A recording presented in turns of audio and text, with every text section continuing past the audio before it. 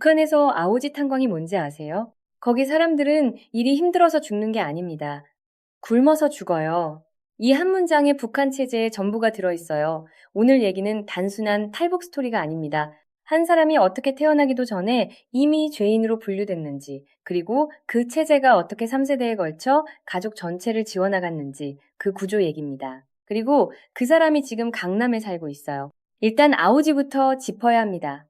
한국에서 아오지 하면 보통 북한에서 제일 무서운 탄광 정도로 알고 있죠. 틀린 얘기는 아닌데 절반만 맞는 얘기예요. 아오지는 함경북도 최북단 두만강과 중국 국경 바로 옆에 붙어 있는 지역입니다. 1950년 전쟁 이전부터 정치범 수용소로 운영된 곳이에요. 전쟁 중에도 그 기능은 유지됐고 전후에 수용소 형태는 해소됐지만 기능은 그대로 남았습니다. 국가가 찍은 악인을 가진 사람들, 이른바 문제 성분 그 사람들이 집결되는 지역으로 굳어진 거예요. 석탄을 캐는 곳이라 고도가 높고 기온은 12산 수준이에요. 하루만 다녀와도 코 풀면 시커먼 게 쏟아지는 그런 도시입니다. 탄광만 있는 게 아니라 석탄을 가공해서 화약을 만드는 공장도 있고 6월 13일 탄광, 5봉 탄광 이런 식으로 탄광만 여러 곳이에요. 그런데 여기서 중요한 게 하나 있습니다. 북한은 공식적으로 평등을 가르쳐요. 마르크스, 레닌주의, 프롤레타리아 해방, 이게 체제의 명분이잖아요. 근데 실제 아오지에서 작동하는 원리는 그게 아니에요.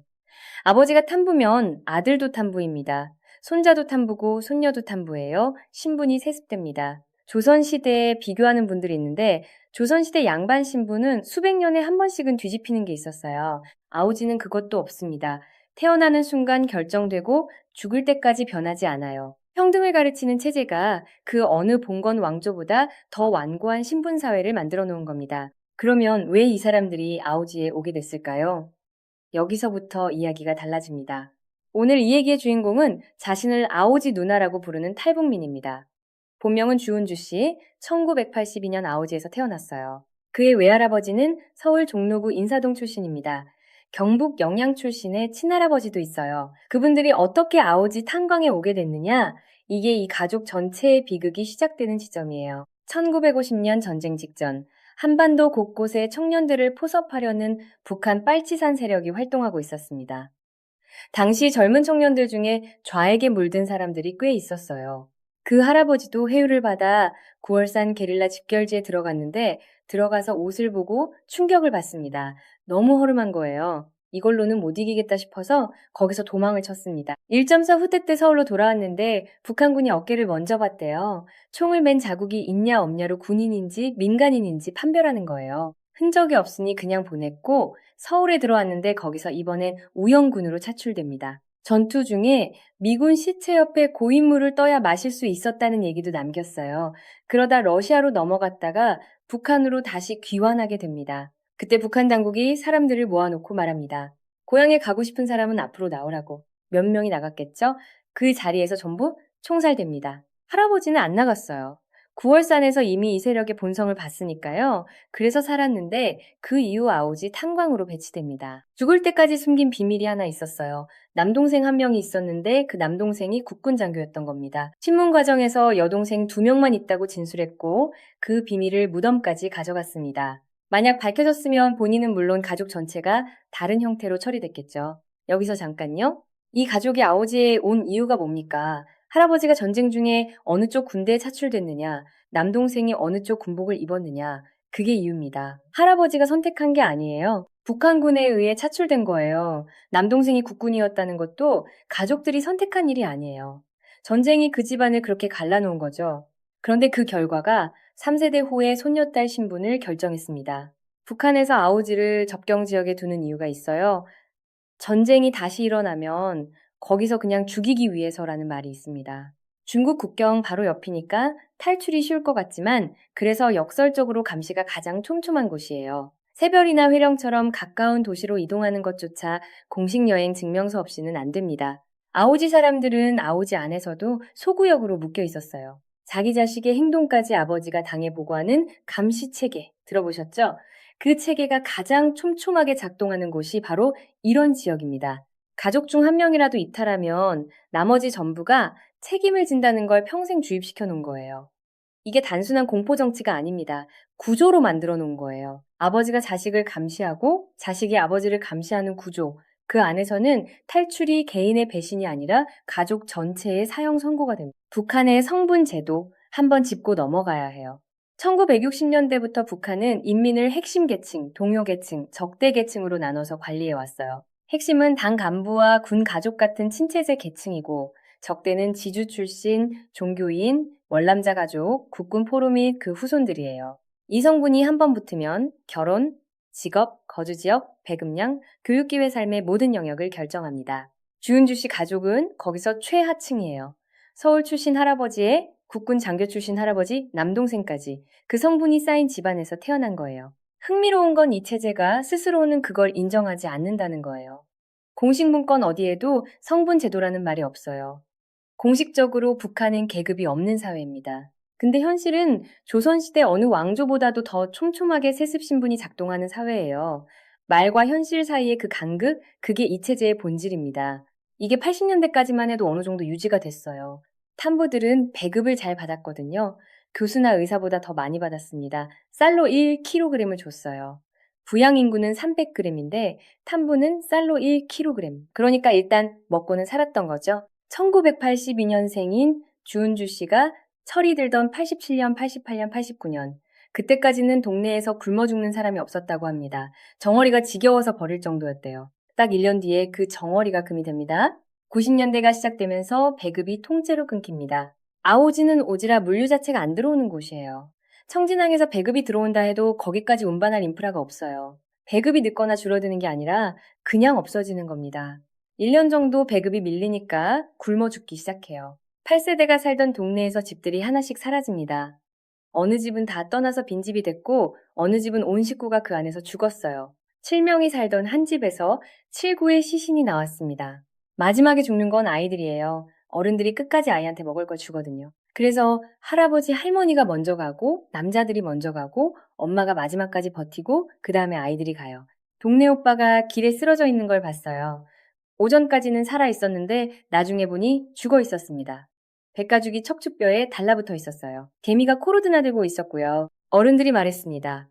시신을 똑바로 보고 오라고. 슬쩍 보고 지나오면 꿈에 나온다고. 그 열몇 구를 봤어요. 그 중에 가장 생생하게 본 건 아는 사람이라서였고 지금도 눈 감으면 안 잊혀진다고 합니다. 도와줄 수가 없어요. 내 걸 주면 나도 죽으니까. 그래서 아무도 그 사람을 쳐다보지 않습니다. 그게 비정한 게 아니에요. 그게 그 체제가 만들어낸 현실이에요. 고난의 행군 사망자를 연구자들은 최소 30만 명, 많게는 100만 명 이상으로 추정합니다. 숫자만 들으면 그냥 숫자예요. 근데 아오지 동네 8세대가 거의 사라졌다는 게 그 숫자의 실체입니다. 방 하나 건너 집마다 죽은 사람이 있었던 거예요. 그런데 한 가지 더 봐야 합니다. 이 고난의 행군이 어떤 맥락에서 일어났냐는 거예요. 소련이 붕괴하고 원조가 끊겼어요. 중국도 시장 경제로 전환하면서 우호 가격 지원을 중단했어요. 그 배경에 1994년 김일성 사망이 있었고 김정일 체제 출범 초반에 권력 공고화 시기가 겹쳤습니다.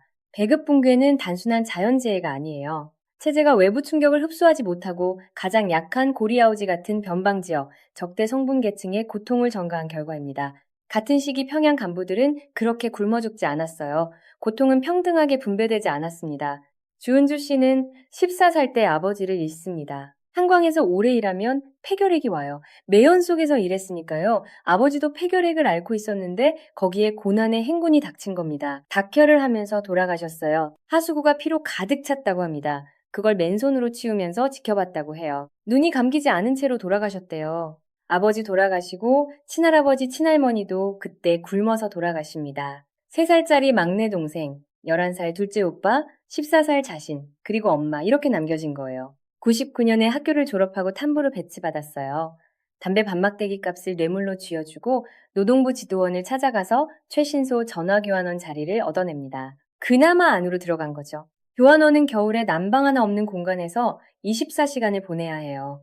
함경북도 북단 아오지 탄광 지역에서 영하 20도, 30도를 오르내리는 날들이 있어요. 그 공간에서 24시간 근무. 그래도 버텼습니다. 이후 라진 선봉 장마당에 나가 장사를 시작해요.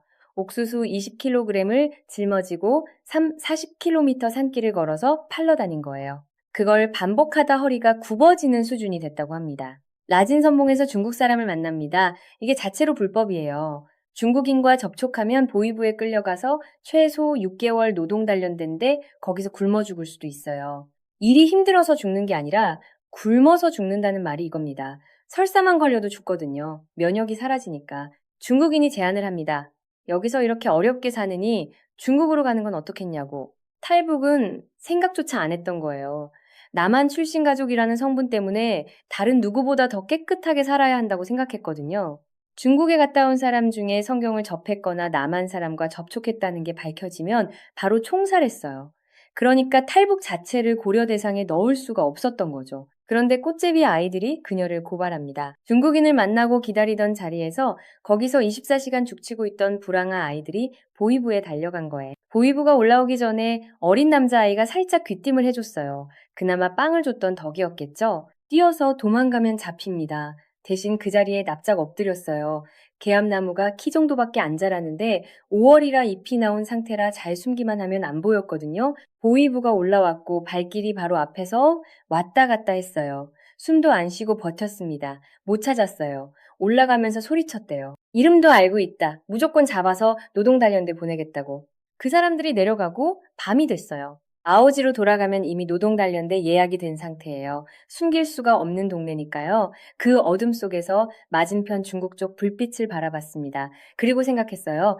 이럴 바에는 중국이라도 갔다 오자. 돈 벌어서 뇌물 쥐어주면 빠져나올 수 있을 것 같다고. 계획된 탈북이 아니에요. 그 순간의 즉흥적인 결심이었습니다. 두만강 하류입니다. 위에서 보면 무릎까지밖에 안 오는 것처럼 보여요. 탈북한 사람들이 전달해주는 정보가 두만강 상류 얘기인데 그건 위쪽 얘기거든요. 조윤주 씨가 선택한 루트는 하류였어요. 거기는 수심이 7m의 강폭이 500m까지 나오는 구간이에요. 바다와 합쳐지기 직전의 마지막 하류입니다. 새벽 9시, 10시쯤 국경 순찰대를 피해 방파제 돌 2개 사이에 몸을 붙이고 숨었어요. 순찰이 지나가길 기다렸다가 물속으로 들어갔습니다. 가방에 가족 사진을 넣어서 메고 신발은 손에 들고 옷을 입은 채로 뛰어들었는데 딱 들어가는 순간 발이 땅에 닿지 않는 거예요. 수영을 배운 적이 없어요. 가방을 버렸습니다. 가족 사진도 같이 사라졌어요. 옷을 뜯어서 벗었어요. 손과 발을 휘저으면 뜬다는 것만 알고 있었거든요. 어두운 밤이라 어디가 어딘지도 모르는 상태에서 계속 버텼습니다. 어느 순간 발이 땅에 닿았어요. 중간에 있는 모래섬에 올라온 겁니다. 숨을 고르는데 주변이 환해집니다. 북한 순찰대가 라이트를 비추는 거예요. 반사적으로 다시 강물에 뛰어들었어요. 그리고 중국 쪽 2개 닿았습니다. 2002년 만 19살이었어요. 여기서 한 가지를 묻고 싶어요. 이걸 개인의 무모함으로 볼 수 있을까요? 북한 당국이 중국을 바라보는 것조차 금지시키고 탈북을 생각하는 것조차 총살로 막아놓은 상황에서 19살 혼자 칠문강을 수영도 못하고 건넌 겁니다. 죽을 자유를 선택한 거예요. 살 자유는 없었으니까. 이 지점에서 우리가 뭔가를 놓치고 있는 건 아닌지 생각해 봐야 합니다. 주류 보도에서 북한 이야기는 대개 2가지 방향으로 나옵니다. 핵 협상 테이블의 외교 언어, 아니면 미사일 발사 숫자. 거기서 김정은이 어떤 메시지를 던졌다, 미국이 어떻게 반응했다, 이런 얘기들이에요. 그 이야기 안에서 아오지 사람들은 등장하지 않습니다. 거기 사는 사람들의 삶이 어떤지, 배급이 실제로 어떻게 돌아가는지, 성분 제도가 지금도 작동하는지 이건 거의 다루지 않아요. 왜 이 이야기가 잘 안 나올까요? 불편하기 때문입니다.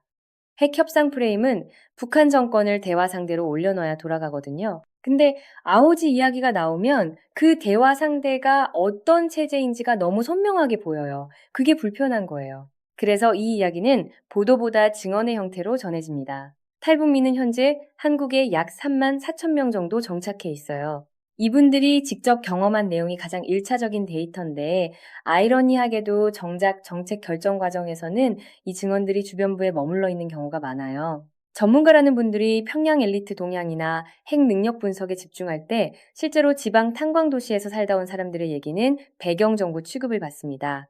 여러분이 아오지 이야기가 낯설게 느껴진다면 그건 이 이야기가 충분히 다뤄지지 않아서예요. 없어서가 아닙니다. 다뤄지지 않은 거예요. 2008년에 한국에 왔어요. 중국에서 6년을 숨어 살다가 하나원에 들어가서 처음 서울에 나왔을 때 동대문 두타 앞 16차선 도로를 봤어요. 아오지에서는 목탄차 한 대가 지나가는 날이 행운이었거든요. 차가 지나가면 동네 사람들이 창문에 매달려서 구경했어요. 그런 사람이 16차선 도로를 본 거예요. 빨려 들어가는 것 같았다고 합니다. 승용차 좌석에 앉아본 게 처음이었어요. 버스 안에서 창밖을 보면서 울었답니다. 진짜 살고 싶다고, 여기서 살고 싶다고. 엘리베이터에 짝수층, 홀수층이 따로 있는 것도 몰랐어요. 자동문을 처음 봤어요. 사람이 오면 인식해서 열리는 문. 은행에서 카드를 만들어주는데 돈을 내야 하는 줄 알았어요. 통장에 돈이 없는데 카드를 어떻게 만들어주나 싶었던 거죠. 이게 1990년대 얘기가 아닙니다. 2008년 얘기예요. 우리가 아이폰 처음 나왔다고 줄 서던 그 해에 아직 이런 세계가 두만강 건너에 있었어요. 중국에서 6년을 살고도 회충이 있었어요. 하나원에서 기생충 검사를 하는데 나온 거예요. 지금 한국에서 구충제가 2,000원이에요. 그 차이가 두만강 하나 사이에 있었던 겁니다. 미용실에 처음 갔을 때 파마약을 넣으니까 이가 기어 나왔대요. 살려고. 이건 비위생의 문제가 아니에요. 이게 그 체제가 인민에게 제공한 삶의 수준입니다. 지금 이 사람은 강남에 삽니다. 아오지 누나 TV라는 유튜브 채널을 운영하고 있어요. 아오지에서 강남까지. 이 역전을 어떤 말로 설명할 수 있을까요? 할아버지 두 분이 살아서 한국에 못 왔어요. 서울 종로구 인사동이 고향인 할아버지가 국군 장교였던 남동생 존재를 죽을 때까지 숨겨야 했어요. 그 비밀이 들키면 손녀딸한테까지 화가 미치니까요. 그리고 그 손녀딸이 지금 서울에 있습니다. 이 이야기가 담고 있는 게 하나 있어요. 이건 운이 아닙니다. 북한 체제가 막아놓은 것들을 하나씩 몸으로 뚫은 결과예요. 19살에 강을 건넌 것도, 중국에서 6년을 버틴 것도, 한국에서 처음부터 다시 시작한 것도 다 그 사람이 만들어낸 거예요. 근데 동시에 이 얘기가 아직 끝나지 않았다는 것도 알아야 합니다. 지금 이 순간에도 두만강 앞에 서 있는 사람들이 있습니다. 배급이 끊겼는지, 목탄차가 지나가는 날을 세고 있는지, 꽃제비 아이들이 어디서 자고 있는지 우리는 모르고 있어요. 주류 보도에서는 핵 협상, 미사일 발사 숫자만 나오거든요. 거기 사는 사람들의 이야기는 좀처럼 다뤄지지 않아요. 체제가 존재하는 아오지는 지금도 작동하고 있습니다. 저는 이 이야기를 들으면서 한 가지 질문이 계속 머릿속에 남았어요. 할아버지가 남동생 얘기를 죽을 때까지 숨겼잖아요. 그걸 밝혀냈으면 손녀딸한테까지 화가 미치니까. 그러니까 그분은 살아있는 동안 내내 비밀을 지키는 방식으로 가족을 보호한 거예요. 결국 그 손녀딸이 한국에 왔습니다. 할아버지는 못 왔지만 지키려 했던 사람은 왔어요. 이 이야기가 끝나는 자리가 어디인지는 모르겠어요. 아오지가 해체될 날이 올지 성분제도가 무너질 날이 올지 아무도 모릅니다. 근데 한 가지는 압니다. 이 이야기를 아는 사람과 모르는 사람 사이에는 차이가 있어요. 두만강은 지금도 흐르고 있어요. 그리고 강 건너에 있는 세계는 아직 달라지지 않았습니다.